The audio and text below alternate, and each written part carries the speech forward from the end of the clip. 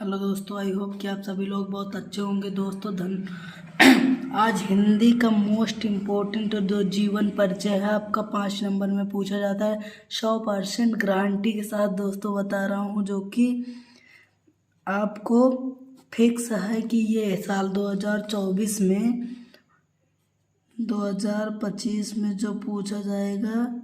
हर साल ये पूछा जाता है दोस्तों, एक साल ही नहीं, हर साल पूछा जाता है। वेरी वेरी इम्पोर्टेंट है, ठीक है दोस्तों, इसे इग्नोर मत करिएगा। मोस्ट इम्पोर्टेंट है, वेरी वेरी, ठीक है दोस्तों। रामधारी सिंह दिनकर जी का जीवन परिचय, साहित्यिक परिचय एवं कृतियाँ, ठीक है दोस्तों, जो कि हर साल पूछी जाती है, ठीक है। चलिए, जीवन परिचय ऐसे ही लिखने के दोस्तों, बोर्ड एग्जाम में ऐसे जीवन परिचय ब्लैक से डालने का, उसके बाद लिखने का जीवन परिचय, ठीक है। जीवन परिचय में लिखना है, रामधारी सिंह दिनकर का जन्म बिहार के मुंगेर जिले के सिमरिया नामक ग्राम में, बिहार जिले के मुंगेर जिले के सिमरिया नामक ग्राम में सन 1908 ईस्वी में हुआ था। सन 1908 ईस्वी में हुआ था। इन्होंने पटना विश्वविद्यालय से बीए का प्राप्त किए थे, ठीक है। करके कुछ दिनों तक मुजफ्फरपुर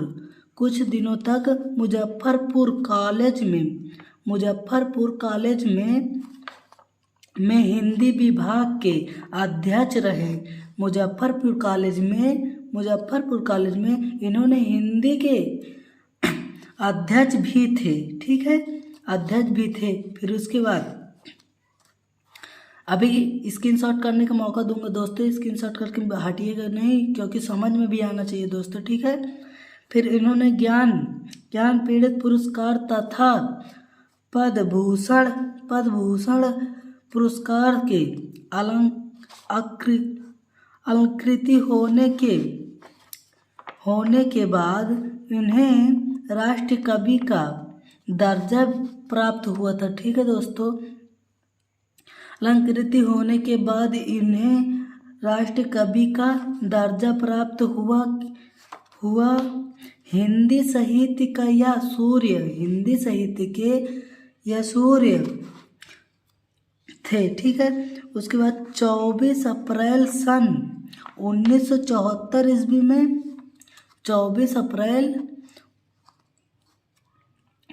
अप्रैल सन 1974 ईस्वी में सदा के लिए अस्त हो गए थे, ठीक है। ये हो गया आपका जीवन परिचय, ठीक है। इसे स्क्रीनशॉट कर लीजिएगा दोस्तों, ये जीवन परिचय है, ठीक है। स्क्रीनशॉट कर लीजिएगा 2 बार। अब उसके बाद आ जाइए आगे, ठीक है। आगे आ जाइए साहित्यिक परिचय में। साहित्यिक परिचय है, साहित्यिक परिचय देख लीजिएगा। साहित्यिक परिचय में क्या है, स्क्रीनशॉट मत करिए दोस्तों, नहीं आपको भी समझ में नहीं आएगा, बाद में ये कमेंट मत करना, ठीक है। साहित्यिक परिचय अपने राष्ट्रीय भाव के लोगों की चेतना को नई ऊर्जा देने वाले राष्ट्रीय कवि दिनकर छायावदोत्तर काल के सर्वश्रेष्ठ कवि थे। छायावाल के जो काल श्रेष्ठ कवि थे, ठीक है। हिंदी प्रगतिवादी, उन्हें हिंदी प्रगतिवादी कवियों में भी श्रेष्ठ समझाता जाता था, ठीक है, समझाता जाता था। इन्होंने सदैव प्रेम, राष्ट्र प्रेम, लोक प्रेम, कल्याण आदि अनेक विषयों पर काव्य की रचना की दिनकर जी ने, ठीक है। इसे स्क्रीनशॉट कर लीजिएगा दोस्तों, क्योंकि मोस्ट इम्पोर्टेंट है, ठीक है। इसे स्क्रीनशॉट कर लीजिएगा। चलिए आगे देखते हैं साहित्यिक परिचय, कृतियाँ देख लीजिएगा। कृतियाँ देख लीजिए। ऐसे ही आपको लिखना है बोर्ड एग्जाम में, ठीक है दोस्तों, इग्नोर मत करिएगा, क्योंकि ये मोस्ट इम्पोर्टेंट है। कृतियाँ ऐसे हेडिंग बनाने का, उसके बाद लिखने का। रामधारी सिंह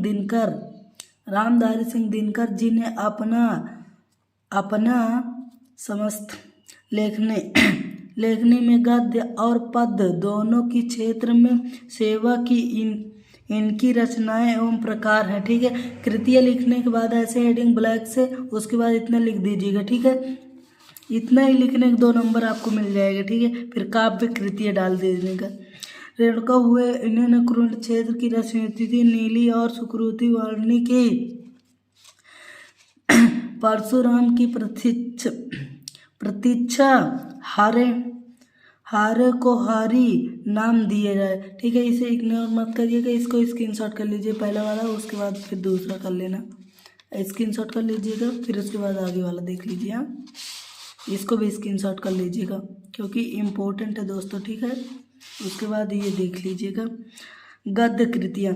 मिट्टी की और अर्धधारी